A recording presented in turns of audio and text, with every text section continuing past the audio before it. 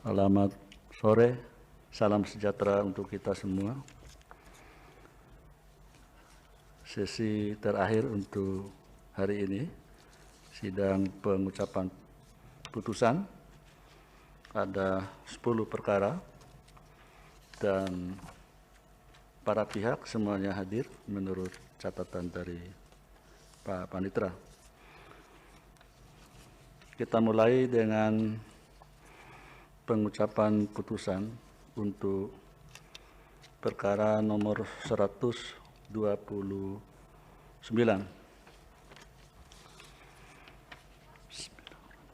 Putusan nomor 129 garing PHP titik Gup garis datar 19 garing 2021 demi keadilan berdasarkan ketuhanan yang Maha Esa.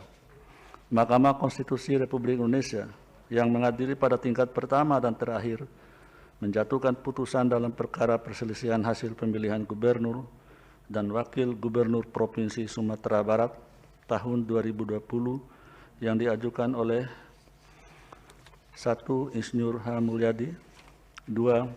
Dr. Andus H. Ali Mukhni berdasarkan surat kuasa khusus tanggal 27 Desember 2020 memberi kuasa kepada Ferry Junaidi SH MH dan kawan-kawan.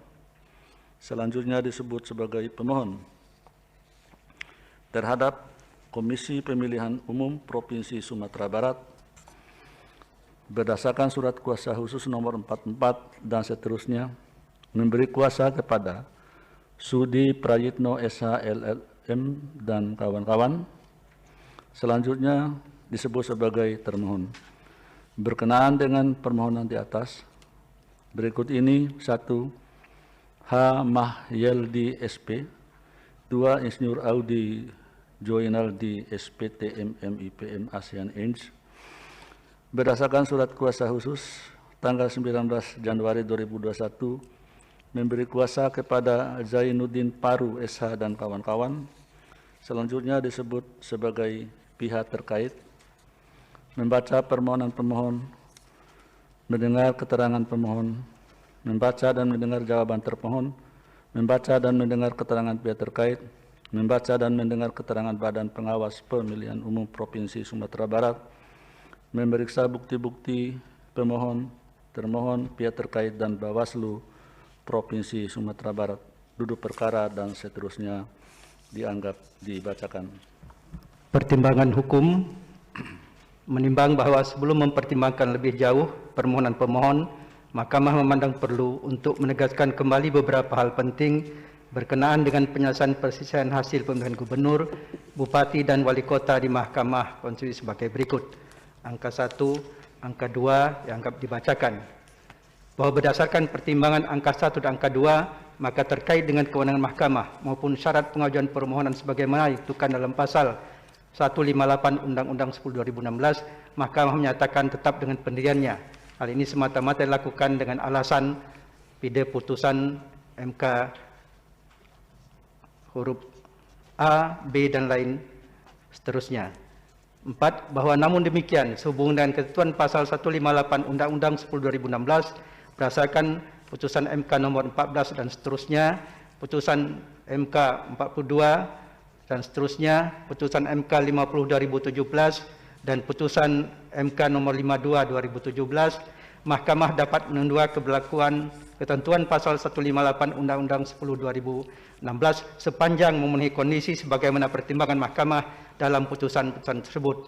Oleh karena itu, Mahkamah hanya akan mempertimbangkan keberlakuan ketentuan pasal 158 Undang-Undang 10 2016 secara kasuistik.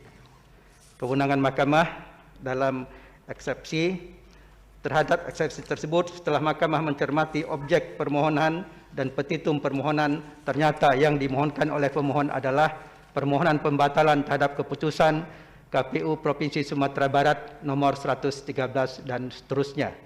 Pide bukti P1 sama dengan bukti T1, bukti PT4 sama dengan bukti PK01. 3.3 dianggap dibacakan. Bahwa berdasarkan uraian pertimbangan tersebut di atas dengan merujuk pada ketentuan pasal 157 ayat 3 dan ayat 4 Undang-Undang 10 2016, maka Mahkamah berwenang mengadili permohonan pemohon akuo. Oleh karena itu, eksepsi termohon dan eksepsi pihak terkait berkenaan dengan kewenangan mahkamah tidak beralasan menurut hukum. Dengan demikian, mahkamah berwenang mengadili permohonan akuo. Tenggang waktu pengajuan permohonan 3.51 sampai 3.55 dianggap dibacakan. 3.56 bahwa tenggang waktu 3 hari kerja sejak termohon mengumumkan penetapan perolehan suara hasil pemilihan adalah hari Senin tanggal 21 Desember 2020 sampai dengan hari Rabu tanggal 23 Desember 2020 pukul 24 WIB. Menimbang bahwa permohonan pemohon diajukan di kepanitraan mahkamah pada hari Rabu tanggal 23 Desember 2020 pukul 16.16 WIB berdasarkan akta pengajuan permohonan pemohon nomor 133 dan seterusnya, sehingga permohonan pemohon diajukan masih dalam tenggang waktu pengajuan permohonan yang ditentukan dalam peraturan perundang-undangan. Dengan demikian, eksepsi pihak terkait berkenaan dengan tenggang waktu pengajuan permohonan tidak beralasan menurut hukum. Kedudukan hukum pemohon dalam eksepsi langsung bahwa setelah mahkamah mendengar dan membaca secara saksama jawaban dan bantahan termohon, keterangan pihak terkait, keterangan Bawaslu serta memeriksa alat bukti yang diajukan oleh para pihak, bukti T1 sampai dengan bukti T10, bukti PT1 sampai dengan bukti PT15 dan bukti PK1 sampai dengan bukti PK43 dan fakta yang terungkap dalam persidangan, mahkamah mempertimbangkan sebagai berikut. Angka 1 dianggap dibacakan.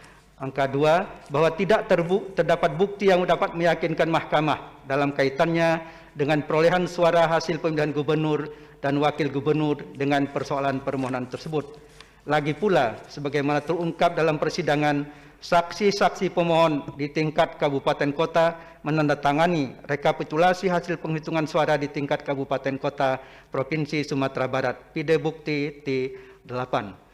Bahwa berdasarkan seluruh uraian pertimbangan hukum di atas, mahkamah berpendapat terhadap permohonan akuo tidak terdapat alasan untuk menyimpangi ketentuan pasal 158 Undang-Undang 10/2016 yang berkaitan dengan kedudukan hukum pemohon sebagai syarat formil dalam mengajukan permohonan perselisihan hasil pemilihan gubernur, bupati dan wali kota di mahkamah. Oleh karena itu, tidak ada relevansinya untuk meneruskan permohonan akuo pada pemeriksaan persidangan lanjutan dengan agenda pembuktian. Selanjutnya, mahkamah akan mempertimbangkan kedudukan pemohon. 3.8, menimbang bahwa dalam mempertimbangkan kedudukan hukum pemohon akuo, mahkamah akan mempertimbangkan hal-hal sebagai berikut. Angka 1, angka 2, dianggap dibacakan. 3.9 sampai 3.92 dianggap dibacakan. 3.93 bahwa berdasarkan pertimbangan di atas, pemohon adalah pasangan calon gubernur dan wakil gubernur Sumatera Barat dalam pemilihan gubernur dan wakil gubernur Sumatera Barat tahun 2020 dengan nomor urut 1. 3.9.4 bahwa pasal 158 ayat 1 huruf B Undang-Undang 10/2016 menyatakan dianggap dibacakan. 3.9.5 dianggap dibacakan. 39.6 bahwa jumlah perbedaan perolehan suara antara pemohon dengan pasangan calon peraih suara terbanyak adalah paling banyak 1,5% kali 2.241.292 suara dalam kurung total suara sah sama dengan 33.619 suara. Bahwa perolehan suara pemohon adalah 614.477 suara. Sedangkan perolehan suara pihak terkait pasangan calon peraih suara terbanyak adalah 726.853 suara. Sehingga perbedaan perolehan suara antara pemohon dan pihak terkait adalah 726.853 suara dikurangi 614.477 suara sama dengan 112.376 suara dalam kurung sama 5,01% atau lebih dari 33.619 suara. Menimbang bahwa berdasarkan pertimbangan hukum di atas, mahkamah berpendapat meskipun pemohon adalah pasangan calon gubernur dan wakil gubernur Sumatera Barat dalam pemilihan gubernur dan wakil gubernur Sumatera Barat tahun 2020, namun pemohon tidak memenuhi ketentuan pengajuan permohonan sebagaimana dimaksud dalam pasal 158 ayat 1 huruf B Undang-Undang 10/2016. Oleh karena itu, menurut Mahkamah, pemohon tidak memiliki kedudukan hukum untuk mengajukan permohonan akuo. Dengan demikian, eksepsi termohon dan eksepsi pihak terkait bahwa pemohon tidak memiliki kedudukan hukum adalah beralasan menurut hukum. Menimbang bahwa berdasarkan seluruh uraian pertimbangan hukum tersebut di atas, permohonan pemohon tidak memenuhi ketentuan pasal 158 ayat 1 Undang-Undang 10 2016 berkenaan dengan kedudukan hukum. Andaipun ketentuan tersebut disimpangi, konon telah ternyata dalil pokok permohonan pemohon tidak beralasan menurut hukum. Menimbang bahwa oleh karena eksepsi termohon dan eksepsi pihak terkait mengenai kedudukan hukum pemohon beralasan menurut hukum, maka eksepsi lain dari termohon dari pihak terkait serta pokok permohonan tidak dipertimbangkan. Menimbang bahwa terhadap hal-hal lain yang berkaitan dengan permohonan akuo tidak dipertimbangkan lebih lanjut karena menurut Mahkamah tidak ada relevansinya dan oleh karenanya harus dinyatakan pula tidak beralasan menurut hukum. Konklusi. Berdasarkan penilaian atas fakta dan hukum sebagaimana diuraikan di atas, Mahkamah berkesimpulan: 1. Eksepsi termohon dan pihak terkait mengenai kewenangan Mahkamah tidak beralasan menurut hukum. 2. Mahkamah berwenang mengadili permohonan akuo. 3. Eksepsi pihak terkait mengenai tenggang waktu pengajuan permohonan tidak beralasan menurut hukum. 4. Permohonan pemohon diajukan masih dalam tenggang waktu yang ditentukan peraturan perundang-undangan. 5. Eksepsi termohon dan eksepsi pihak terkait mengenai kedudukan hukum pemohon beralasan menurut hukum. 6. Pemohon tidak memiliki kedudukan hukum untuk mengajukan permohonan akuo. 7. Andaipun pemohon memiliki kedudukan hukum, quod non, permohonan pemohon tidak beralasan menurut hukum. 8. Eksepsi lain dari termohon dan pihak terkait serta pokok permohonan selebihnya dan hal-hal lain tidak dipertimbangkan lebih lanjut. Berdasarkan Undang-Undang Nomor 24 Tahun 2003 tentang Mahkamah Konstitusi dan seterusnya, amar putusan mengadili dalam eksepsi: 1. Menyatakan eksepsi termohon dan pihak terkait berkenaan dengan kedudukan hukum pemohon beralasan menurut hukum. 2. Menyatakan pemohon tidak memiliki kedudukan hukum. Dalam pokok permohonan, menyatakan permohonan pemohon tidak dapat diterima.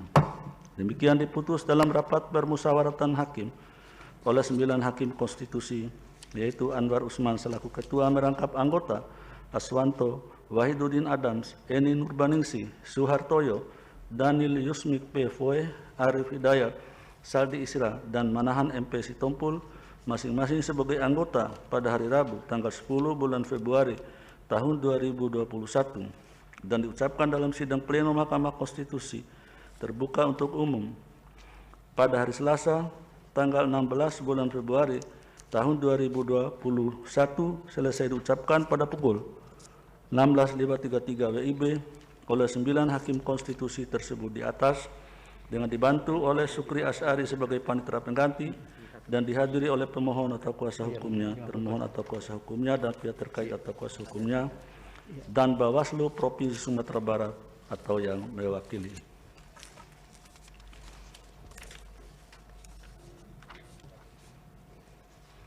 Selanjutnya, putusan nomor 128-PHP.Gub/Datar 19/2021.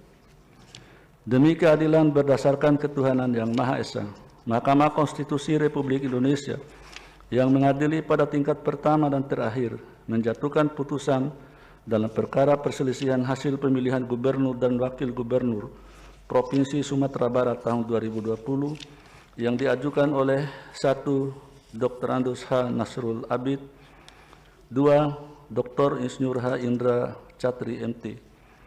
Berdasarkan surat kuasa khusus nomor 18 dan seterusnya, memberi kuasa kepada Vino Octavia SHMH dan kawan, selanjutnya disebut sebagai pemohon terhadap Komisi Pemilihan Umum Provinsi Sumatera Barat, berdasarkan surat kuasa khusus nomor 43 dan seterusnya memberi kuasa kepada Sudi Prayitno SHLLM dan kawan-kawan, selanjutnya disebut sebagai termohon. Berkenaan dengan permohonan di atas, berikut ini: 1. H. Mahyeldi SP, 2. Insinyur Audi Joinaldi SPT MMIPM ASEAN Eng. Berdasarkan surat kuasa khusus tanggal 19 Januari 2021 memberi kuasa kepada Zainuddin Paru SH.MH dan kawan-kawan. Selanjutnya disebut sebagai pihak terkait membaca permohonan pemohon, mendengar keterangan pemohon, membaca dan mendengar jawaban termohon, membaca dan mendengar keterangan pihak terkait, membaca dan mendengar keterangan Badan Pengawas Pemilihan Umum Provinsi Sumatera Barat, memeriksa bukti-bukti pemohon, termohon, pihak terkait dan Bawaslu Provinsi Sumatera Barat, duduk perkara dan seterusnya dianggap dibacakan. Pertimbangan hukum menimbang bahwa sebelum mempertimbangkan lebih jauh permohonan pemohon, Mahkamah memandang perlu untuk menegaskan kembali beberapa hal penting berkenaan dengan penyelesaian perselisihan hasil pemilihan gubernur, bupati dan wali kota di Mahkamah Konstitusi sebagai berikut. Angka 1, angka 2, angka 3, angka 4 dianggap dibacakan. Mahkamah dapat menunda keberlakuan ketentuan pasal 158 Undang-Undang 10 2016 sepanjang memenuhi kondisi sebagaimana pertimbangan Mahkamah dalam putusan-putusan tersebut. Oleh karena itu, Mahkamah hanya akan mempertimbangkan keberlakuan ketentuan pasal 158 Undang-Undang 10 2016 secara kasuistis. Kewenangan Mahkamah dalam eksepsi 3.2, 3.3 dianggap dibacakan. Bahwa berdasarkan uraian pertimbangan tersebut di atas dengan merujuk pada ketentuan pasal 157 ayat 3 dan ayat 4 Undang-Undang 10 2016, maka Mahkamah berwenang mengadili permohonan pemohon aku. Oleh karena itu, eksepsi termohon dan eksepsi pihak terkait berkenaan dan kewenangan Mahkamah tidak beralasan berhukum. Dengan demikian, Mahkamah berwenang mengadili permohonan aku. Tenggang waktu pengajuan permohonan dalam eksepsi angka 3.4 sampai dengan angka 3.6 dianggap dibacakan. Menimbang bahwa permohonan pemohon diajukan di kepanitraan Mahkamah pada hari Rabu tanggal 23 Desember 2020 pukul 13.15 WIB berdasarkan akta pengajuan permohonan pemohon nomor 132 dan seterusnya, sehingga permohonan pemohon diajukan masih dalam tenggang waktu pengajuan permohonan yang ditentukan peraturan perundang-undangan. Dengan demikian, eksepsi pihak terkait berkenaan dengan tenggang waktu pengajuan permohonan tidak beralasan menurut hukum. Kedudukan hukum pemohon dalam eksepsi. Menimbang bahwa sebelum Mahkamah mempertimbangkan lebih lanjut mengenai pokok permohonan, Mahkamah terlebih dahulu mempertimbangkan eksepsi termohon dan pihak terkait mengenai kedudukan hukum pemohon yang pada pokoknya menyatakan bahwa pemohon tidak memiliki kedudukan hukum untuk mengajukan permohonan karena tidak memenuhi ketentuan pasal 158 Undang-Undang 10 2016. Terhadap eksepsi termohon dan pihak terkait tersebut penting bagi Mahkamah untuk mempertimbangkan apakah terdapat alasan untuk menyimpangi ketentuan pasal 158 Undang-Undang 10 2016 sehingga perkara aku dapat dilanjutkan ke pemeriksaan persidangan lanjutan dengan agenda pembuktian. Bahwa setelah Mahkamah mendengar dan membaca secara seksama jawaban bantahan termohon, keterangan pihak terkait, keterangan Bawaslu, serta memeriksa alat-alat bukti yang diajukan oleh para pihak, bukti T1 sampai dengan T20, PT1 sampai dengan PT39, PK01 sampai dengan PK95, dan fakta yang terungkap dalam persidangan, Mahkamah mempertimbangkan sebagai berikut. Bahwa terkait dengan penetapan tim pemeriksa dan rumah sakit untuk memeriksa kesehatan jasmani, rohani, dan bebas dari penyalahgunaan narkotika bagi pasangan calon telah melalui koordinasi dan rekomendasi Ikatan Dokter Indonesia, Badan Narkotika Nasional dan Himpunan Psikologi Indonesia Provinsi Sumatera Barat, bukti T12 dan bukti T13, sehingga telah memenuhi ketentuan pasal 45 ayat 2 huruf B angka 1 Undang-Undang 10 2016. Selain itu, terkait dengan hal tidak ada keberatan dari pasangan calon yang dilaporkan kepada Bawaslu Provinsi Sumatera Barat. 2. Bahwa mengenai pelanggaran tata cara dan prosedur dalam pelaksanaan pemungutan suara sampai dengan proses rekapitulasi hasil penghitungan suara, tidak ada bukti yang dapat meyakinkan Mahkamah memengaruhi secara signifikan perolehan suara pemohon. Lagi pula dari persidangan diperoleh fakta bahwa saksi-saksi pemohon pada saat rekapitulasi di tingkat kabupaten kota telah ternyata menandatangani hasilnya. Bukti T8 dan bukti PT25 sampai dengan bukti PT39. Adapun berkenaan dengan persoalan mengenai penghilangan hak pilih pasien COVID-19 di Rumah Sakit Umum Daerah Pariaman telah diselesaikan Bawaslu Kota Pariaman dengan merekomendasikan untuk diteruskan ke DKPP, bukti PK15 dan PK18. Demikian juga dengan persoalan pemberian 3 surat suara. KPU Kota Padang telah menindaklanjuti rekomendasi Bawaslu Kota Padang dengan menjatuhkan sanksi etik kepada Ketua KPPS TPS 02 Kelurahan Padang Pasir, Kecamatan Padang Barat, Kota Padang, bukti PK31. Adapun mengenai tidak digunakannya kotak suara untuk menyerahkan hasil rekapitulasi tingkat kabupaten kota, memang benar demikian, namun penyerahannya dilakukan dalam keadaan disampul dan disegel, bukti T18, dan selalu dihadiri oleh Bawaslu kabupaten kota serta tidak ada fakta yang menunjukkan adanya perubahan perolehan suara masing-masing pasangan calon. 3. Bahwa persoalan sumbangan dana kampanye pada dasarnya telah diselesaikan oleh Bawaslu Provinsi Sumatera Barat dengan menyatakan bukan pelanggaran pidana pemilihan dan dihentikan, bukti PK95. Lagi pula berkaitan dengan penerimaan dan pengeluaran dana kampanye pihak terkait juga telah diaudit oleh kantor akuntan publik dengan simpulan telah sesuai dengan kriteria yang berlaku sebagaimana diatur dalam peraturan dana kampanye, bukti T11. bahwa berdasarkan seluruh uraian pertimbangan hukum tersebut di atas, Mahkamah berpendapat terhadap permohonan aku tidak terdapat alasan untuk menyimpangi ketentuan pasal 158 Undang-Undang 10 2019 yang berkaitan dengan kedudukan hukum pemohon sebagai syarat formil dalam mengajukan permohonan perselisihan hasil pemilihan gubernur, bupati, dan wali kota di Mahkamah. Oleh karena itu, tidak ada relevansinya untuk meneruskan permohonan aku pada pemeriksaan persidangan lanjutan dengan agenda pembuktian. Selanjutnya, Mahkamah akan mempertimbangkan kedudukan hukum pemohon. Paragraf 3.8 sampai dengan paragraf 395, paragraf 394 dianggap dibacakan, bahwa berdasarkan rekapitulasi data kependudukan semester 1 tahun 2020, jumlah penduduk di Provinsi Jawa Barat adalah 5.568.881 jiwa, sehingga perbedaan perolehan suara antara pemohon dengan pasangan calon peraih suara terbanyak untuk dapat mengajukan permohonan sebesar 1,5%.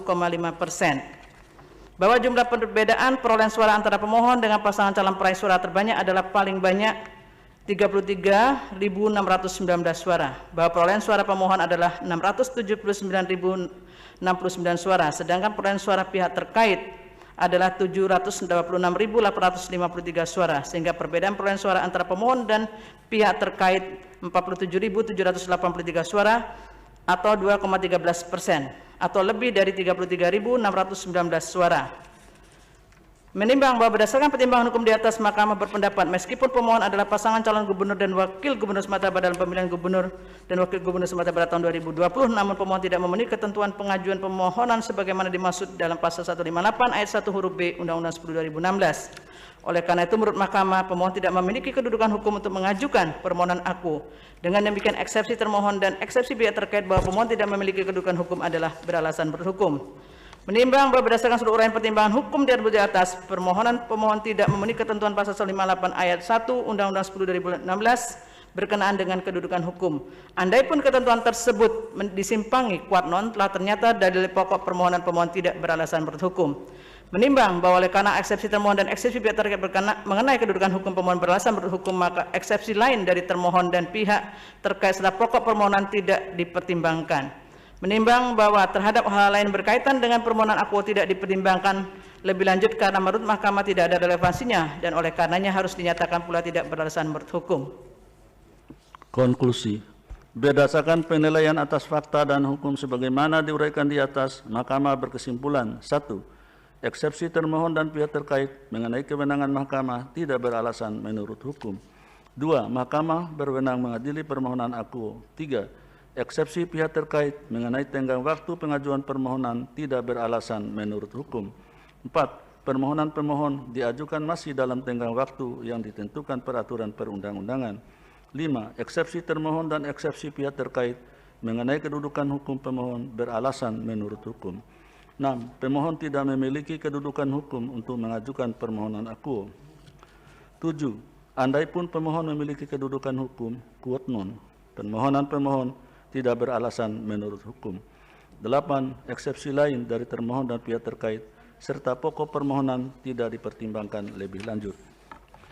Berdasarkan Undang-Undang Nomor 24 Tahun 2003 tentang Mahkamah Konstitusi dan seterusnya, amar putusan mengadili dalam eksepsi 1 menyatakan eksepsi termohon dan pihak terkait berkenaan dengan kedudukan hukum pemohon beralasan menurut hukum. 2.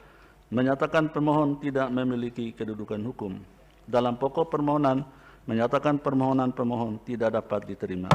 Demikian diputus dalam rapat permusyawaratan hakim oleh 9 hakim konstitusi, yaitu Anwar Usman selaku ketua merangkap anggota, Aswanto, Wahidudin Adams, Eni Nurbaningsi, Suhartoyo, Daniel Yusmik P. Foe, Arif Hidayat, Saldi Isra, dan Manahan MP Sitompul, masing-masing sebagai anggota pada hari Rabu tanggal 10 bulan Februari tahun 2021 dan diucapkan dalam sidang pleno Mahkamah Konstitusi terbuka untuk umum pada hari Selasa tanggal 16 bulan Februari tahun 2021 selesai diucapkan pada pukul 16:45 oleh 9 hakim konstitusi tersebut di atas, dengan dibantu oleh Sukri Asari sebagai panitera pengganti dan dihadiri oleh pemohon atau kuasa hukumnya, termohon atau kuasa hukumnya, dan pihak terkait atau kuasa hukumnya, dan Bawaslu Provinsi Sumatera Barat atau yang mewakili.